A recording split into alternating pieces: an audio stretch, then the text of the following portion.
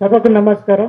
వేదిక పైన ఉన్న లక్ష్రెడ్డి గారు, దర్శన్ గౌడ్ గారు, రాములు గారు, రామకృష్ణ గారు, హనుమంతరావు గారు, అశ్వత్థామరెడ్డి గారు, మిగతా పెద్దలందరూ, టీచర్స్, తర్వాత గవర్నమెంట్ ఎంప్లాయీస్ అందరూ. రీసెంట్గా జరిగిన ఈ టీచర్స్ ఎమ్మెల్సీ ఎలక్షన్స్లో ప్రతి డిస్టిక్ నార్త్ తెలంగాణ అంతా తిరగడం అయింది. అప్పుడు ప్రతి దగ్గర ఇదే ఈ ఓపీఎస్ యూపీఎస్ అనే సమస్య చాలా తీవ్రంగా డిస్కస్ చేయడం అయినది. ఈ ఇష్యూ మీద కూడా గవర్నమెంట్కు ఎలక్షన్ గెలిచిన తర్వాత మన గవర్నర్ గారికి ఫస్ట్ లెటర్ గవర్నర్ గారికి ఇవ్వడం అయింది. దాని తర్వాత సీఎం గారికి ఇచ్చాము. చీఫ్ సెక్రటరీ గారు కూడా పర్సనల్గా కలిసి ఇవ్వడం జరిగింది.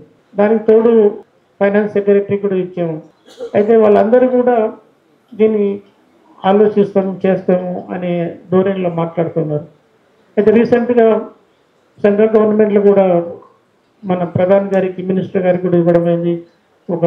నిన్న కూడా తాండూరులో కలిసి 2-3 ఇష్యూస్ మీద రిప్రజెంటేషన్ ఇవ్వడం జరిగింది. అయితే ఈ ఇష్యూ 2004లో గవర్నమెంట్ ఆఫ్ ఇండియా ఈ స్కీమ్ తీసుకొచ్చినప్పుడు తెచ్చారు.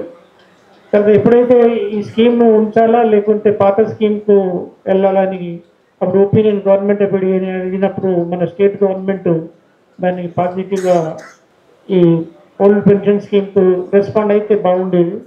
కాబట్టి అప్పుడు రెస్పాండ్ కాకుండా ఈ న్యూ స్కీమ్ ఉంచాలన్నట్లు అది కంటిన్యూ అవుతుంది. అంటే ఇప్పటికీ ఆల్మోస్ట్ 20 years అయిపోయింది. కాబట్టి 20 years నుంచి కూడా దీని మీద కొట్లాడుతూ వస్తూ ఉన్నారు. అయితే నా తరఫున మీకు ఫుల్ మద్దతు ఉంటుంది. అందులో నా డ్యూటీ కూడా మా టీచర్స్ అందరూ కూడా నాకు ఓటేసి గెలిపించారు. ఫస్ట్ ప్రాధాన్యత ఓటుతోనే గెలిపించారు. కాబట్టి అది నేను అందరికీ కూడా వాళ్ళందరికీ రుణపడి ఉన్నాను. కాబట్టి ఈ ఇష్యూను మీరు ఏ ఫోరంలో కొట్లాడినా,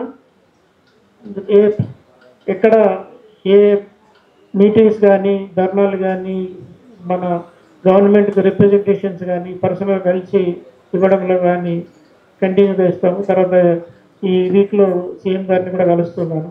అప్పుడు కూడా పర్సనల్గా ఈ స్కీమ్ గురించి, పెన్షన్ స్కీమ్ గురించి కూడా చెప్తాను.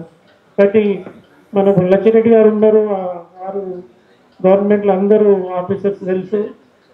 తర్వాత నాకు కూడా కొన్ని పరిచయాలు ఉన్నాయి. కాబట్టి అన్నిటినీ కూడా మనం అంటే ఒక ఇష్యూను సాధించాలంటే మనం కూడా కొంచెం డిప్లొమాటిక్గా ఉండాలి.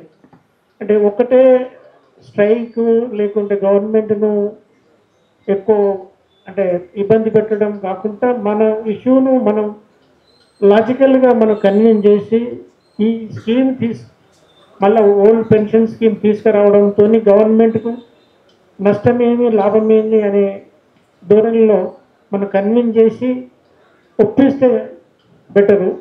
ఇక అది ఒప్పుకోకుండా ఎదురికి ఆల్టర్నేటివ్ మనకు ఎదురికి మన స్ట్రైక్లు, ఈ ధర్నాలు ఇవన్నీ కంటిన్యూ చేయాలి. మన మన మన రిప్రజెంటేషన్, మన ఒపీనియన్ కంటిన్యూగా రిప్రజెంట్ చేస్తూ సోషల్ మీడియా కానీ, న్యూస్ పేపర్లో కానీ, ఈ విధంగా మీటింగ్స్తో కానీ, మన సమ్మేళనం కానీ అన్నిట్లో కూడా మనం రిప్రజెంట్ చేస్తూ ఇది సాధించే వరకు కొట్లాడాలి. దానికి నా ఫుల్గా మీకు మద్దతు ఉంటుంది. అది నా కర్తవ్యం కూడా. Thank you.